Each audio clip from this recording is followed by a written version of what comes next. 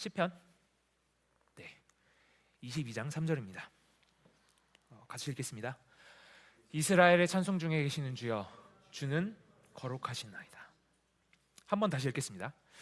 이스라엘의 찬송 중에 계시는 주여, 주는 거룩하시니이다. 아멘.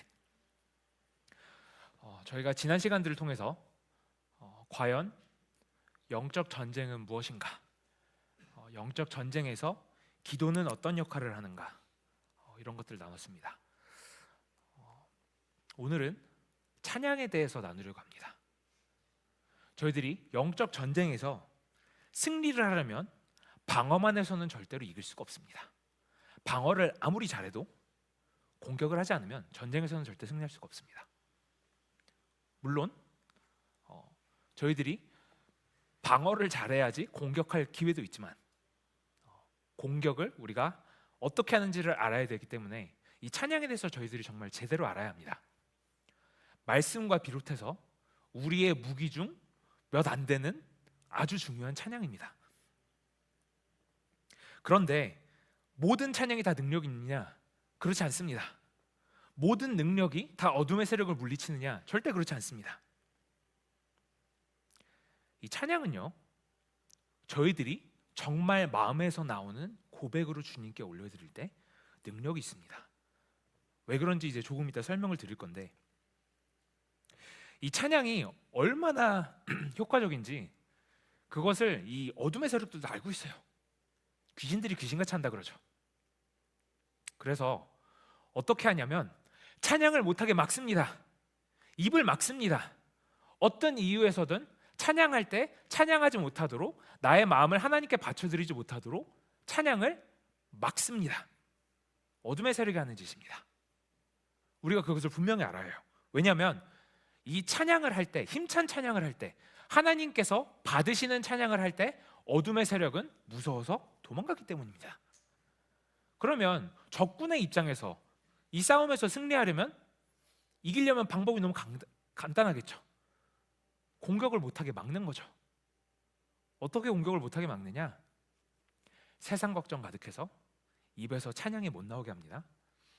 세상 근심이 가득해서 입이 안 열리게 합니다. 세상 걱정이 머릿속에 가득 차서 입은 노래는 하지만 찬양은 못하게 합니다. 적군들이 아주 잘 알고 잘 써먹는 공격 방법입니다. 그래서 이 사단의 세력은요, 무슨 일을 해도 우리가 찬양을 못하게, 기도 못하게 이렇게 막는다는 거예요. 이 찬양이 어떻게 그렇게 능력이 있느냐? 성경에서 자세한 부분을 다 찾아보면 좋겠지만 시간 관계상 다 찾아보진 않고 제가 말씀을 드리겠습니다. 열왕기하에 보면 이 한글 번역으로 보면 굉장히 조금 재밌게 나오는 번역이 있습니다. 열왕기하 3장을 보면은 엘리사에 관한 내용이 나오는데, 이 배경이 유다 왕 여호사밧이 엘리사라는 선지자를 찾아갑니다. 하나님의 음성을 듣고 싶어서 엘리사 선지자를 찾아가는데, 엘리사가 신기하게 이런 얘기를 해요. 영어로는 이렇게 적혀 있습니다. Bring me a musician. 한국말로 말하자면 음악 연주하는 사람, 악기 연주하는 사람을 나에게 데려오라, 이 얘기입니다. 그런데 이게 개역개정 성경을 보니까 검은고를 친다고 나오더라고요. 도대체 그런 번역은 어디서 나오는 건지 모르겠는데, 번역하시는 분이 아마 이 약간 토속적인 약간 이런 게 좀 넘치셨나 봐요. 그런데 아무튼 엘리사가 재밌는 게 Bring me a musician, 악기를 연주하는 사람을 내게 데려오라, 이렇게 하고서 그 다음에 되게 재밌는 표현이 있어요. 영어로 읽어드리겠습니다. Then it happened when the musician played that the hand of the Lord came upon him. 그 연주하시는 분이 막 이렇게 연주를 하니까 엘리사에게 하나님의 영이 임했습니다. 우리가 성경을 읽을 때 그냥 지나칠 수도 있는 부분이에요. 그런데 찬양에는 정말 힘이 있다는 거예요. 또 사무엘이 사울에게 이 열왕기상이 아니지, 사무엘상을 보면 사울에게 선지자들이 이렇게 올 테니까 거기 가서 선지자들을 만나고 이제 이런 일들이 있을 거다라고 얘기를 합니다. 그런데 재밌는 것은 그 선지자들을 만날 때 그 선지자들이 악기를 연주하며 찬양하면서 있다 그랬어요. 왜? 찬양할 때 하나님이 임재하시기 때문입니다. 또 우리가 잘 알고 있는 다윗이 사울 왕 앞에 가서 연주를 하면서 찬양을 할 때 사울에게 임했던 악한 영이 떠나갔다 그랬습니다. 사울한테 악한 영이 임해서 발작이 날 때마다 다윗을 불러오라 그래가지고 다윗이 찬양을 하면서 연주를 하니까 이 사울에게 있던 악한 영이 무서워서 도망가 버리는 거예요. 여러분, 찬양이 이렇게 능력이 있습니다. 그런데 우리는 찬양을 단지 능력이 있기 때문에 하는 것은 아닙니다. 사실 찬양은 우리의 본분입니다. 우리는 모두 아시겠지만 하나님의 영광을 위해서 창조된 존재들입니다. 하나님께 영광을 돌리는 행위가 찬양입니다. 하나님을 높여드리는 것. 그러면 우리가 찬양하지 않는다는 것은 지금까지 배운 것만 본다고 해도 적군에게 공격당하고 있는 거고, 두 번째로 우리의 본분을 다하지 못하는 겁니다. 찬양은 꼭 하셔야 합니다. 찬양은 옵션이 아닙니다. 우리가 성경을 자세히 보면요, 찬양은 사실 명령이라는 것을 알 수가 있습니다. 여러 군데가 있지만 저희가 시편 150편 한 편을 일단 먼저 보겠습니다. 한 절씩 교독합니다. 할렐루야, 그의 성소에서 하나님을 찬양하며 그의 권능의 궁창에서 그를 찬양할지어다.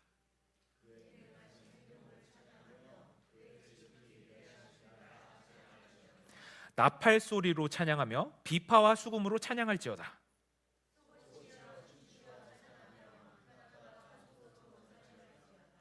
큰 소리 나는 재금으로 찬양하며 높은 소리 나는 재금으로 찬양할지어다. 마지막 구절 다시 같이 읽습니다. 호흡이 있는 자마다 여호와를 찬양할지어다. 할렐루야. 여러분, 이것이 옵션으로 보이십니까? 호흡이 있으면 찬양을 해야 되는 게 우리 인간의 본분입니다. 심지어 이 시편이 끝날 때 할렐루야 하고 하나님을 찬양합니다. 찬양은 우리의 본분입니다. 찬양을 못하는 이유가 100가지가 있어도 아무짝에도 쓸모가 없는 거예요. 왜? 찬양은 명령이니까. 찬양하지 않으면, 지금까지 배운 거를 지금 이번 세 번째 거 배웠는데, 자, 찬양을 하지 않으면 적군에게 공격당하는 거고요, 우리의 본분을 다하지 못하는 거고요, 하나님의 명령을 어기는 겁니다. 찬양은 옵션이 아닙니다. 필수입니다. 다른 곳에도 많이 있습니다. 로마서 15장 11절을 보면 또 모든 열방들아 주를 찬양하며 모든 백성들아 그를 찬송하라, 이렇게 기록되어 있습니다. 상황 봐서 기회가 되면 찬양하라 이러지 않았어요. 찬송하라, 모든 백성들아, 호흡이 있는 모든 만물아. 이사야서를 보면 여호와를 찬송할 것은 극히 아름다운 일을 하셨음이니 이를 온 땅에 알게 할지어다. 찬양하면서 여호와의 영광을 온 땅에 알게 할지어다, 이렇게 기록되어 있어요. 시편 9편을 보면 너희는 시온에 계신 여호와를 찬송하며 그의 행사를 백성 중에 선포할지어다, 이렇게 기록되어 있습니다. 찬양은 옵션이 아닙니다. 그런데 왜 다들 이 찬양을 잘 안 하느냐, 또는 왜 찬양에 능력이 없느냐, 참 안타까운 부분이기도 하지만 찬양에 대해서 잘 모르기 때문에 그러는 것 같아요. 그래서 우리는 찬양에 대해서 배워볼 겁니다. 요새 나오는 CCM들을 들어보면요, 마음을 움직이는 멜로디와 나의 감정을 자극하는 이런 리듬과 또는 듣기 좋은 그런 악기 소리들로 많이들 찬양을 만듭니다. 그런데 제 개인적으로 저는 그 찬양들에 별로 그렇게 크게 은혜 받지를 못하겠어요. 다른 표현은 어떻게 해야 될지는 모르겠습니다. 왜 그러느냐? 찬양이 우리의 소울을 움직일 수는 있습니다. 소울풀한 노래라고 하죠. 소울을 움직인다는 것은 우리의 마음을 움직인다는 겁니다. 우리 감정을 움직인다는 겁니다. 감정을 움직이는 것은요, 그냥 노래도 할 수 있어요. 고로 찬양이 아니라 노래일 수도 있다는 겁니다. 그럼 무엇이 찬양을 만드느냐? 가사를 봐야 되겠죠.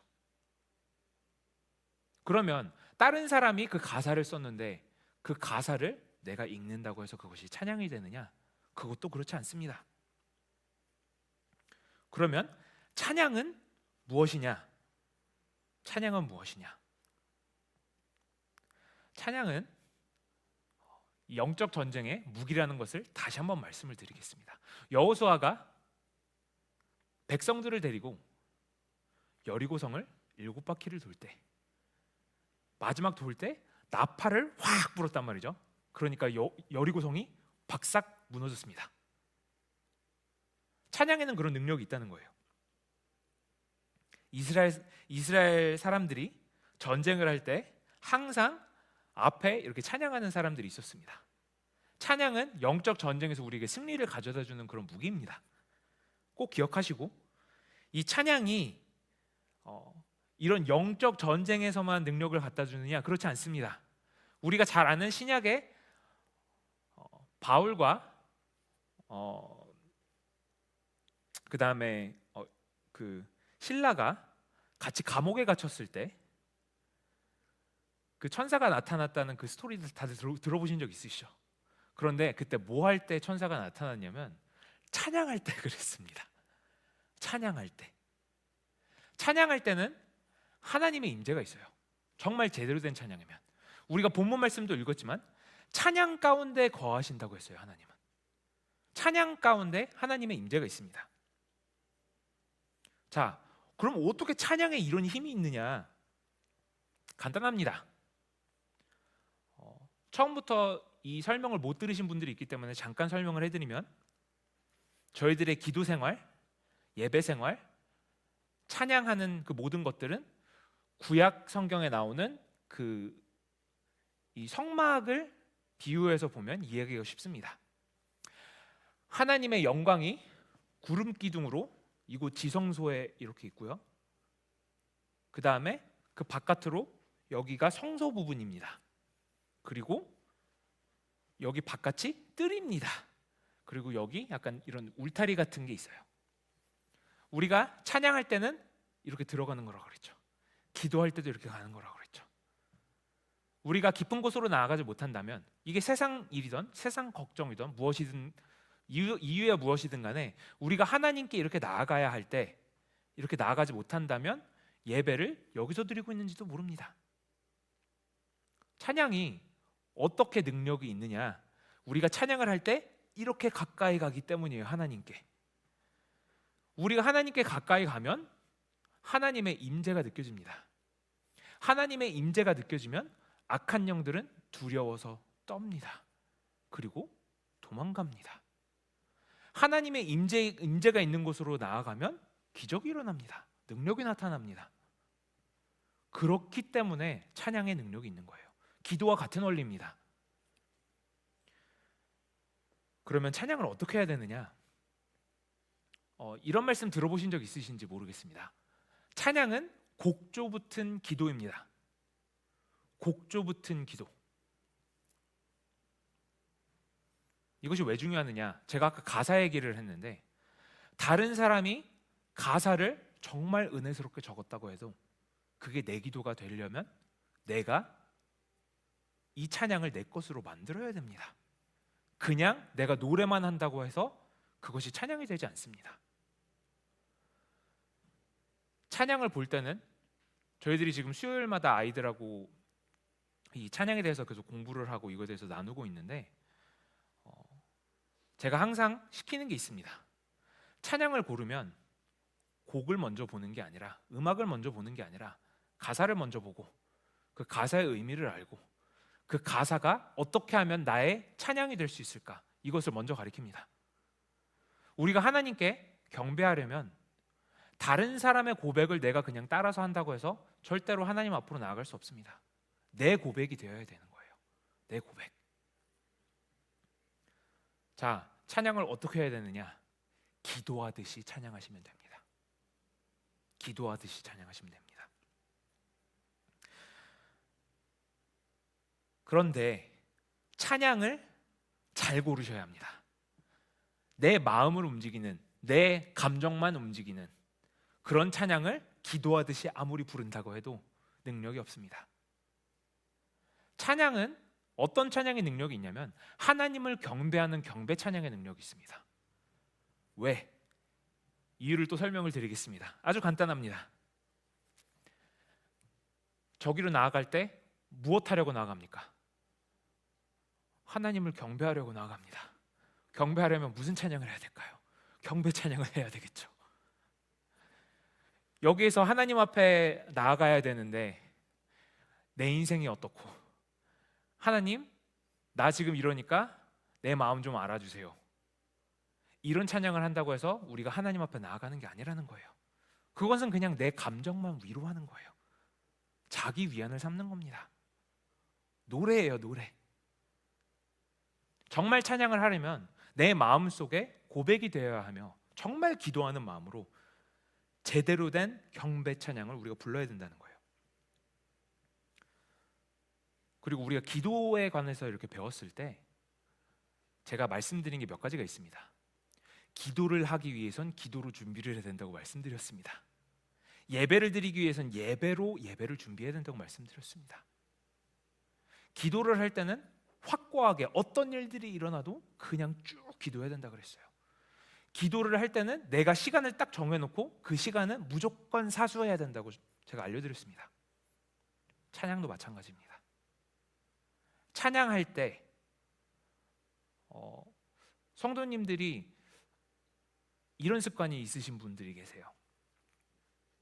말씀은 다들 중요한 거 압니다. 얘기 안 해도. 그래도 어떻게 해서든 말씀은 들으려고 하는데 찬양 시간은 뭐 조금 늦어도 말씀은 들으면 됐지 뭐, 이런 생각으로 찬양의 의미를 모르고, 사실 찬양이 없으면 말씀을 못 듣습니다. 그냥 귀로는 음성은 듣지만 저기까지 나아가기 때문에 이게 하나님의 말씀으로 내 마음밭에 자리 잡지를 못한다는 거예요. 찬양이 이렇게 중요한데 찬양이 하는 역할을 모르기 때문에 이런 일들이 일어나는 거예요.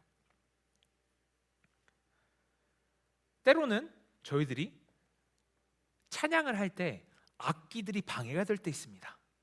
음악이 방해가 될 때가 있습니다. 그러면 가차없이 저는 끊습니다. 왜? 음악은 우리가 하나님께 다가가기 위한 하나의 도구일 뿐입니다. 음악이 먼저 준비되고 찬양이 있는 것이 아닙니다. 찬양을 서포트해 주는 게 음악입니다. 그래서 우리가 잘 한번 생각해 보셔야 됩니다. 나는 찬양을 어떻게 생각하고 있지? 나에게 찬양은 혹시 준비 찬양 개념은 아닌가? 준비 찬양이라는 것은 성경에 없습니다. 하나님을 만날 준비라고 하면 말은 되겠죠. 그런데 설교 듣기 전에 준비 찬양, 말도 안 되는 소리입니다. 하나님께 기도하는 마음으로 우리가 찬양을 하려면 감사하는 마음이 있어야 되겠죠. 감사함으로 그 문에 들어가서 찬양할 때 감사함이 없으면, 세상 걱정 근심으로 가득 차 있으면 이 문에 못 들어간다는 거예요. 그러면 능력 있는 찬양이 안 나온다는 겁니다. 그냥 노래하고 목 쉬고 끝나는 거예요. 우리는 찬양을 해야 됩니다. 기도에 대해서 제가 이벤트성으로 기도하지 말라고 말씀드린 적이 있습니다. 찬양도 마찬가지입니다. 찬양을 순서를 딱 정해놓고 찬양하는 시간, 기도하는 시간, 말씀 듣는 시간, 과연 이 순서들은 하나님을 위해서 만들어진 걸까요? 아니면은 우리들의 편의를 위해서 만들어진 걸까요? 우리들을 위해서 만들어진 겁니다. 하나님께서는 우리가 찬양할 때 우리 찬양을 더 듣고 싶어 하실 때도 있습니다. 그런데 우리가 찬양을 딱 끊어버리는 거예요. 우리가 찬양을 할 때 하나님 앞에 이 찬양이 이렇게 상납되고 있는데 하나님께서는 이제 인조해 하시려고 하는데 우리가 찬양을 딱 끊어버리는 거죠. 아, 이제 기도할 시간이네.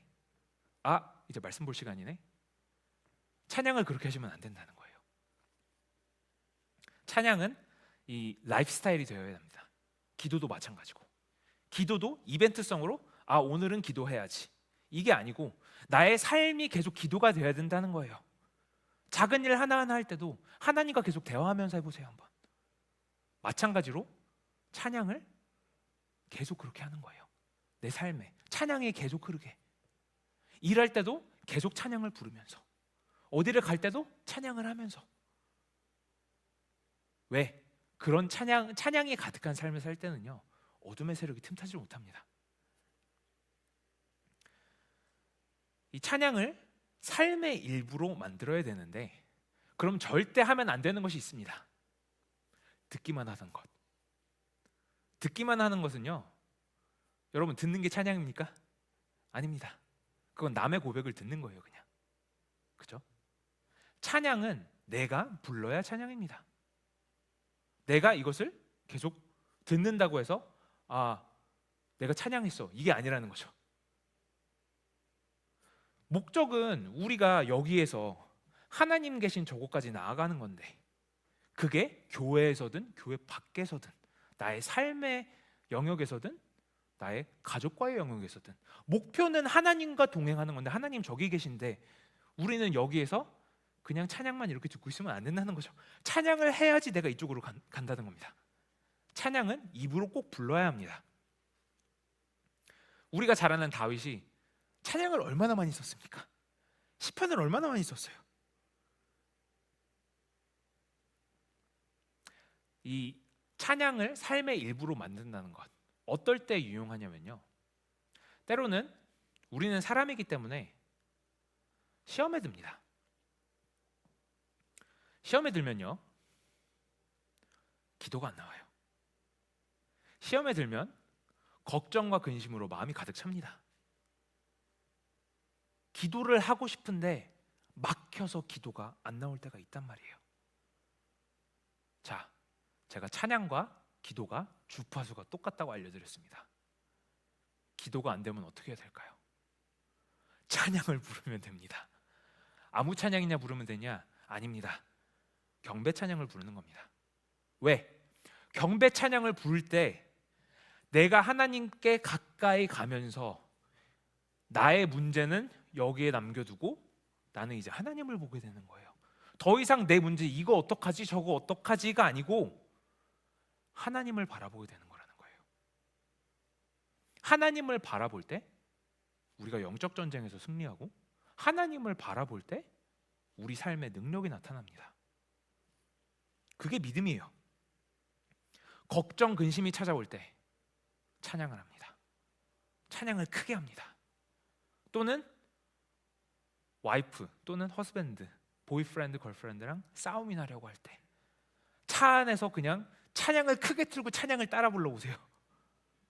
농담 아닙니다. 정말 능력이 있습니다.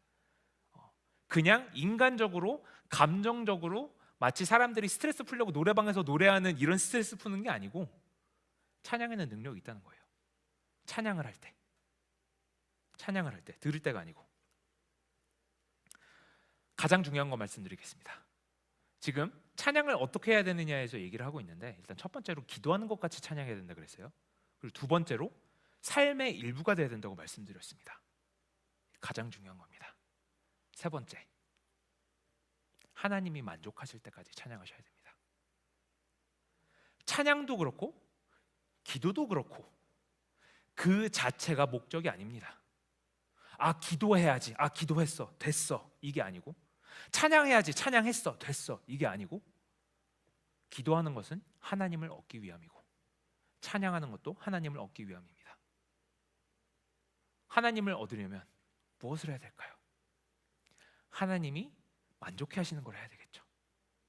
찬양을 할 때는 그래서 우리 인간적인 생각으로 계산하고 우리 인간적인 방법으로 무엇을 하고 하는 게 아니고, 시작 지점이 여기에서부터 하나님이 내가 어떻게 찬양하면 기뻐하실까가 첫 스텝입니다. 거기서부터 이 모든 게 시작되는 거예요. 저는 찬양팀이 악기 연습만 하는 거 절대 아니라고 생각합니다. 왜? 시작 단추가 그게 아니에요. 첫 단추는 가장 먼저 내가 어떻게 하면 하나님을 기쁘게 하여 드릴 수 있을까? 내가 그냥 노래한다고 하나님이 기뻐하시지 않습니다. 내가 어떻게 하면 하나님을 감동시킬 수 있을까? 하나님이 나를 바라보실 때 내가 어떻게 찬양을 해드려야 하나님이 기뻐하실까?